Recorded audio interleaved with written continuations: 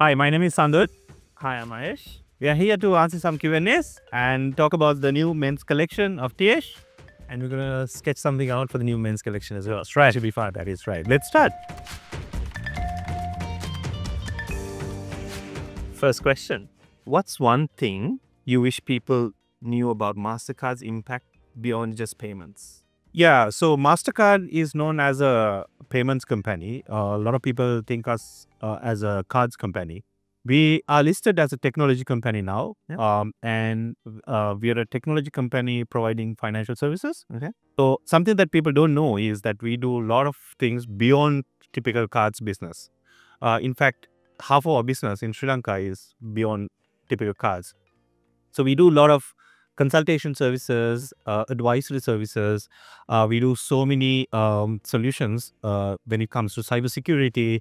We are the leader in terms of payment gateway technologies. So a lot of people don't know about this because we are a B2B organization, and our services are typically white labeled, and front face is typically a bank or a fintech or a merchant partner that we have. So people are not directly knowing what we do, but that's something that we do. But people, there's a lot of things that I didn't even know. So that's there you go. There you go. Yeah, this is a good one. Can you explain how did you start your journey? You studied overseas, so if you can shed a little bit of light on that. Sure. While I start sketching. So I studied in Australia for the last, from my childhood, I was there for a brief span and then came back for secondary school. I was at Trinity in Kandy. Yep. So my parents gave us a really good upbringing, my sister and I, of like Sri Lankan life and Australian life. Right. So finished high school, went back for university. And then I was studying there and I was working there. My father said, look, why don't you come and have a look at what Tiesh is? At that time, it wasn't Tiesh. It was called Lakmini. Right. It's going back to 2007. Right. And This then is based out of Kandy. based out of Kandy at the time, we had started in Colombo just for the tourism, gems and jewelry retail sector. I see. And still, that's our bread and butter. I think a lot of people don't know, but Kandy is the hub for gems and jewelry retail, the tourism sector. Right. So most of the big guys are all down that road, and it's very quiet. No one talks about it, but big revenue spinner for the country in US dollars as well. Yeah. So we're based there, and then my father's like, look, why don't you guys come down and have a look whether you want to sort of move into the business? So his way of getting us down was to change the name of the company from Lakmini to Tiesh. Nice. So it was Tiasha and Ayesh. So that became, that's your names. so that's how Tiesh came about. Before. So that was the way of sort of getting us more involved in the business. It's sort of like, I always say, it's a little bit of a bribe to get you back. Ownership / it's part of your name, so why not move back kind of thing. Yeah. So been back for about just over 15 years now. So we've seen the economic landscape change from even going from a civil war to coming out of it. We went through a lot of economic turmoil over the last 4 years. Right. So it's always been a nice challenge. But I think, Sri Lanka is one of those resilient countries that we love living in because it always changes. And you don't regret coming back to Sri Lanka? Not one bit. I was in Australia briefly about 2 months ago and I missed it. I missed Sri Lanka. I was over there for 10 days, but you miss the hustle and bustle and the craziness that comes with Sri Lankan life. This is really inspiring to the people, those who are trying to go out of the country, actually. I'm actually trying to get people to move back. Yeah. So I'm someone that moved back in. I never thought I'd move back to Sri Lanka when I was living in Sydney.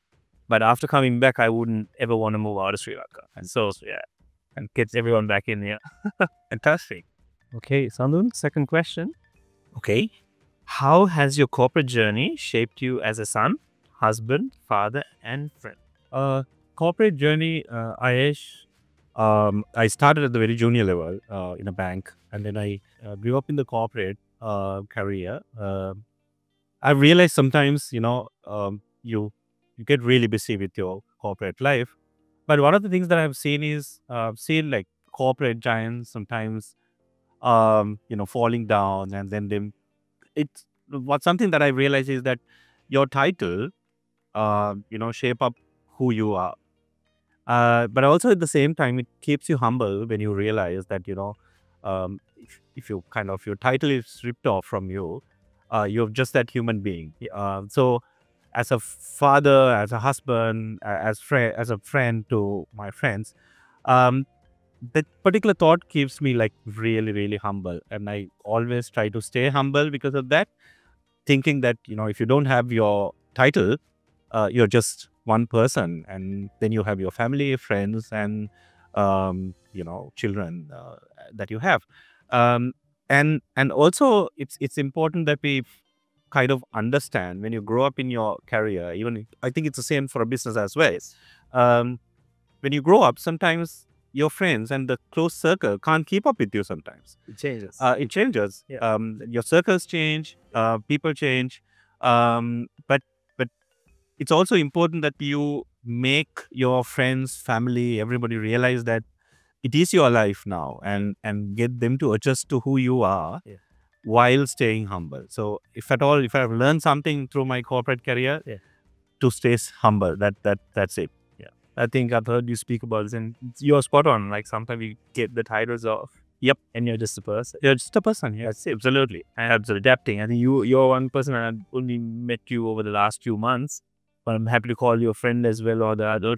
And you're one of the very genuine people in Colombo that I've met. That's just humble and down to earth. I try to. Yeah, so fantastic. With that, let me ask you a question. Oh, this is a good one. What's the funniest thing that had happened to you during business? Which I'm sure you have a lot of business meetings and you meet clients, not only from Sri Lanka, but also overseas customers. Absolutely. Like when you meet them, what is the funniest thing ever happened? So I have a lot of accidents that happen. Yeah.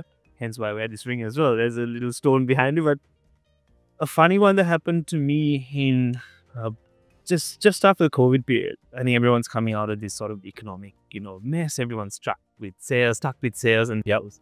And we have a very valuable blue star sapphire. Right. It's a 332 carat blue star sapphire. It's housed in Candy.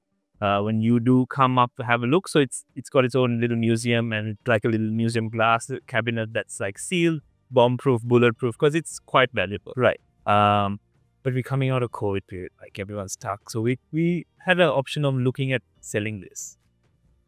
The funny thing that happened is one of the clients said, look, we've got a buyer, we've got to go to this, bank, take the stone with you.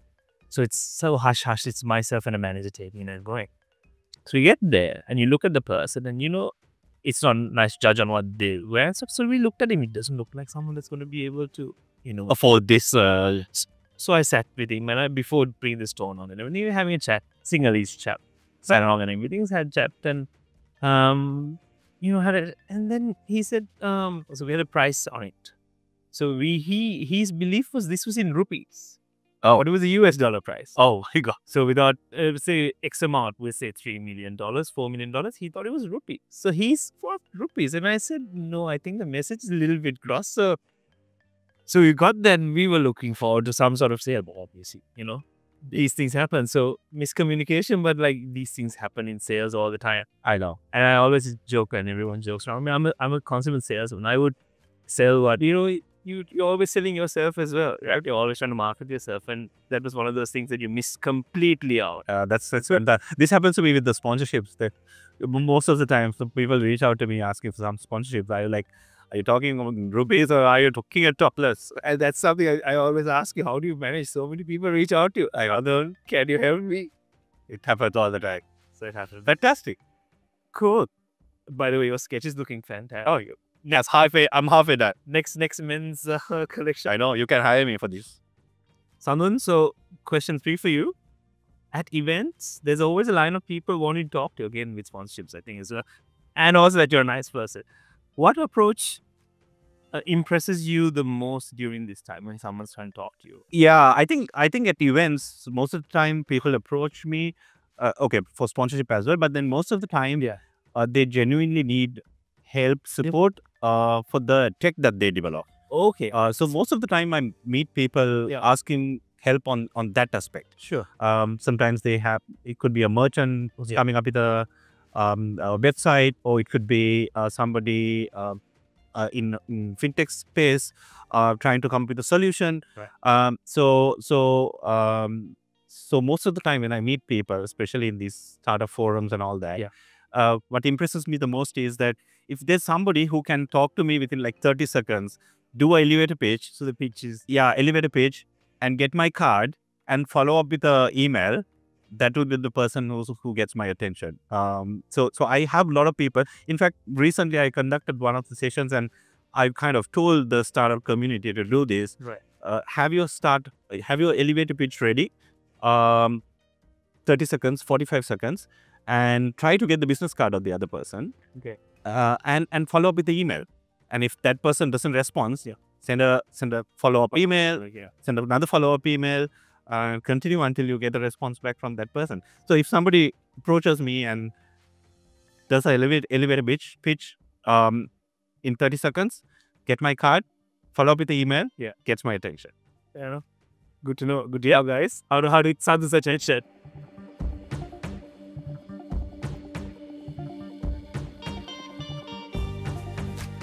Let me ask you another question. Sure.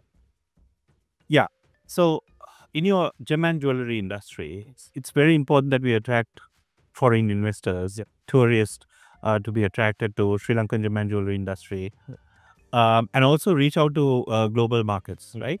Ayesh, what is the biggest hurdle that you think that we have when it comes to your industry that we face to reach out to global markets and to attract the other markets to invest in Sri Lankan gems? Okay. In our case, I would say we've got a couple of barriers to entry. I would say, because I'll talk about the retail sector here first. Right. So with our retail jewelry sector, especially with the tourism sector and the local, so we get taxed on importation of gold, diamonds, and other materials that we don't find here, including raw materials and equipment. Right. And it's taxed at a very high rate. So we are not competitive internationally. Right. So we don't mine our own gold, obviously. So we have to buy it from the marketplace. And the marketplace is not governed by a central authority properly. Right. So this is something that we've spoken to the Gem and Jewelry Authority and other people in power as well. Right. So we're hoping with the new regime, that's something that we want to bring up from our forums and discussions, that we can have a regulated price where anyone who's in the market that has a trading license can go to the auction, buy gold from the auction. Right. If you're importing, say, diamonds or other raw materials that are adding value to something that we're selling here, and we bring in revenue or maybe dollars or whatever revenue that we bring into the country, then we can add something without being taxed at a high rate. Right. Because if you internationally, if you've got a lower price, obviously people are going to buy it. Right now, when the tourists do come in, they do say our stones are fantastic because that's not taxed. That's found here. The sapphires, the blue sapphires, star sapphires, most of the stones are found here. They'll buy the stone, but when the gold and the other components come in, that's when they're like, it's a little bit pricey. So that's something that we are working on, trying to see how to get it out. Because if we get rid of that barrier, I think we're on the right track. Right. Yeah. So do we have industry associations kind of lobbying these policy changes? We do, but unfortunately, like most things in Sri Lanka, people are out for personal gain. Right. There are very few people that will say, look, as an industry, let's all get it. They'll be like, look, how can I get it for myself and not for the whole industry? So what I would like in an ideal world would set price for everyone that's in the trade. So if you have a trading license, you're a gem and jeweler, there's a card that we all carry. We should be able to go buy those things at a rate that's set by us. Yeah, so that makes sense. Like I think overseas it's done, and it's done that way. You go and auction for gold, and it's at a flat rate. Okay. So yeah, it makes sense. Fantastic. Yeah. Sandun is really invested in his drawing. I am.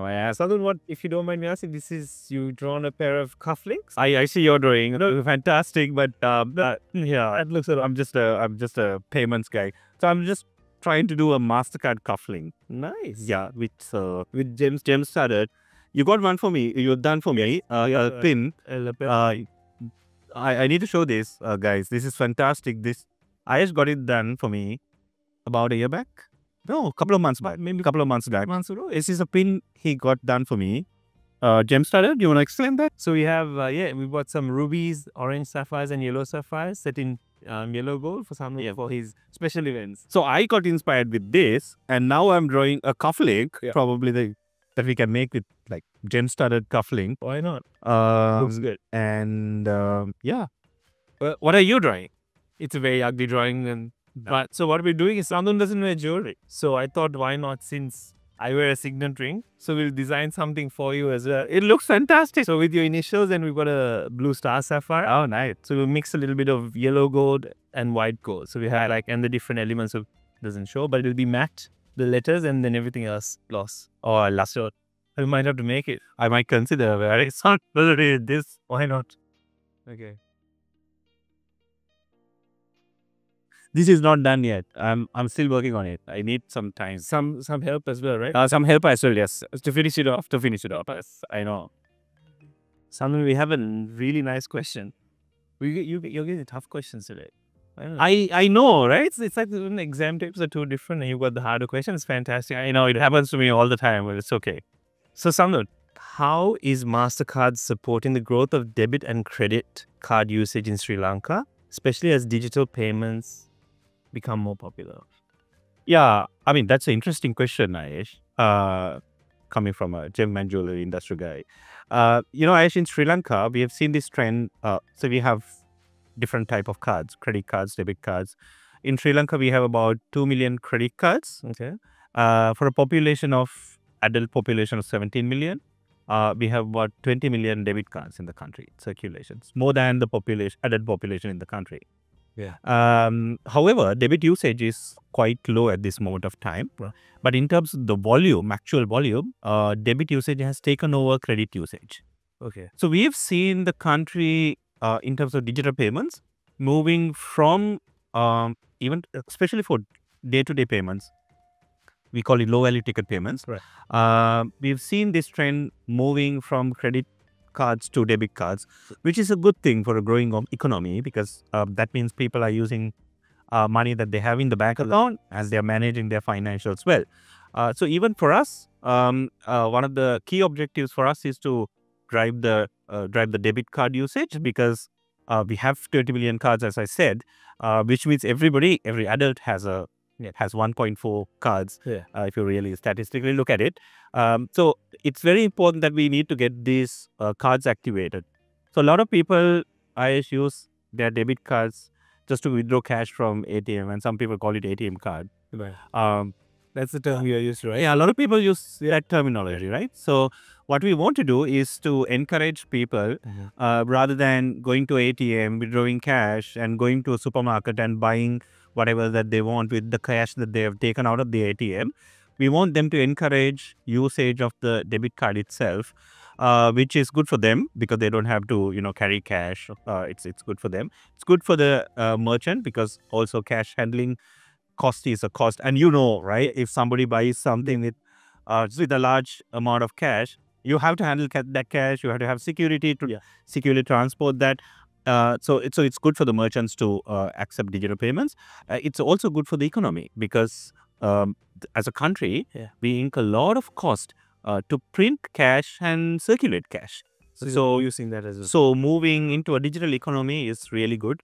So one of our primary objectives is to encourage people to use the debit card that they have in the pocket to do more electronic transactions. So that's one of the key strategies that we drive.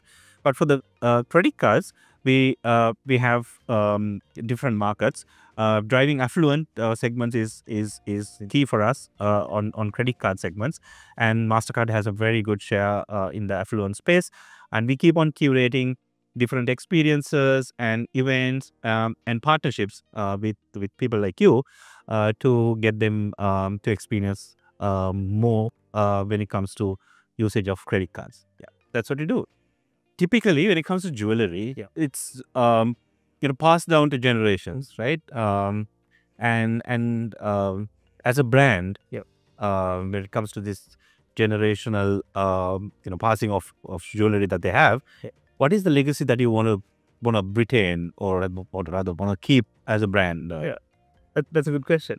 Perfect. A lot of jewelry is kept on like as ancestral wedding rings or like engagement rings. So because we've only been in business for the last 30 years, we are only seeing that now. So like we've only seen like say maybe pearl, and in the tourism trade we've had people that have come, their mom has bought a sapphire in the mid to late 90s when we first started in Candy. Right. And now we see the kids coming and they're like second generation. They're coming back to Sri Lanka. We had a French lady who'd bought a blue sapphire ring. Right. 1997, I think. And her daughter came about 2 years ago and she brought mom's ring as well, and she bought herself something, I think a pair of earrings to match. She bought mom's ring to show it? Yes. So she'd come on her travels, and then she's like, look, this is what my mom bought from you guys, like going back a few years, few decades actually. And she came and bought a pair of earrings to go with it. Nice. So that's the first time we've seen it in our business. But now being in the local market for the last 10 years, so we want to create that sort of legacy within the local market as well. So we want to be, not only the one-off purchase, but we want to be your sort of jeweler for life. So we want people to come and get engaged with us, married, and then the kids to come through and then see the whole generation go through us. Yeah. Fantastic. Yeah, it's about trust, I think. And I think so. if you're transparent with what you sell, Especially coming to your industry. yeah. If you're transparent with what you sell and you're good with that part of it, I think they'll be back. Yeah, I think that the trust is very, really, especially in our industry as well, is why you stick to one brand. Exactly. Is because that you trust the payment security and network of that. So I think it's relevant to any business. Yeah, Definitely. Something we got, I think, your last question. And it's again something similar to what we had before. With cash still being a very popular option, I think, in Sri Lanka, how do you convince people to tap and go? Yeah, so tap and go is a fantastic way to convince people to adapt to digital payments because of the sheer experience of it. Rather than handing over the card to somebody and swiping it or dipping it, you can tap yourself. I love it. So convenient. I know, right? So it's absolutely convenient to tap and go. And what we do is that we bring that experience to the customer. We also encourage the governments and other stakeholders to have certain solutions like transit payments. So if you get into a bus and tap your card, it's very likely that you will use the same card to make a retail purchase rather than withdrawing cash. So bringing in that better experience to the consumer by introducing tap and go transactions, we believe that digital payments will take off the ground. Yeah, fantastic. Yeah. Overseas, right? Absolutely. When I'm there, all you do is that's it, from your bus, train to car park payment. Yeah. And you go and buy something as well. It's just one card you tap and go. Yeah. To be fair, by the industry, I mean, we've seen like a significant growth of contactless payments, we call it. Yes. Over the last 3 years. Yes. But we really need to push it further to adapt more digital payments. So Sandun, I think you're done with the cuffling. I am done. Not as good as yours, but we can probably show each other's too. Mine is much worse, but there you go. Yeah, so looks good. I think we might have to create that for you. I know, right? I'll send you this done and probably get one of these done. Sure. All right, let's start the rapid fire round. Question 1. What's one item of jewelry you'd never wear, no matter the occasion? I don't wear any jewelry for any occasion, so I think I mean nothing. Zero. Yeah. Okay. Question 2. What's one word to describe the current state of Sri Lanka's digital economy? On the rise. One word. Oh, one word. Rise? Micro. Okay. It's small. Yeah. Fair enough. Question 3. What's the first thing you do when you wake up? Have a cup of tea. Oh, yeah. Good Sri Lankan cup of tea, right? That's good. I check my WhatsApp. Question 4. If you could be fluent in any language instantly, which one would it be? At the moment, Mandarin. Yeah. I would love. Do you know that I'm level 1 certified for Mandarin? Stop classes, I should start going. You need to start. I know. You can send some blue sapphires. You'll use me. Yeah. Good one. Question 5. What was your first ever job? Okay, there you go. I started working for a bank when I was 19. Yes. We had this conversation. Yep. I worked for a cricket shop. I was retail sales in cricket gear and sports equipment. At what age? 80. Oh, fantastic. That's fantastic. Question 6. If you had to choose between never using social media again or never watching TV again, which would you pick? TV for sure. TV. Never watch it. For me, social media. Question 7. If you could splurge on any luxury item, what would it be? Watches and jewelry. Can I go too? Yeah. It goes hand in hand, right? That's okay. And for you, I think maybe cars. My watch is $3, so... Oh, that's what you're saying. Probably a nice car. I would buy a car, yes. A car is my only luxury item if I don't live. Yeah. Question 8. Use one word to describe your ideal customer. Cashless. Oh, that's a good one. Question 9. Who would play you in a movie about your life? Who would want to play myself? Oh, yeah. I'll go for it. Amir Khan. Amir Khan. Yeah. Nice. That's a good one. I don't even know. Question 10. What's your most irrational fear? claustrophobia. I hate small spaces. Yeah. I hate it. Like doing one of those MRI scans and things. I've done it once. Hate it. Oh, you told me once. Yes, I remember. Freaks me out, like small spaces. Even in the lift, there are too many people. I'm like, For me, the spiders. spiders. I hate spiders. Fair enough. Thank you, Sandun. Thank you very much. Thank you very much for being here. We had a fantastic time, and thank you for the insights of the industry and for the fun session that we had. Thank you very much. And the rapid fire. Yep.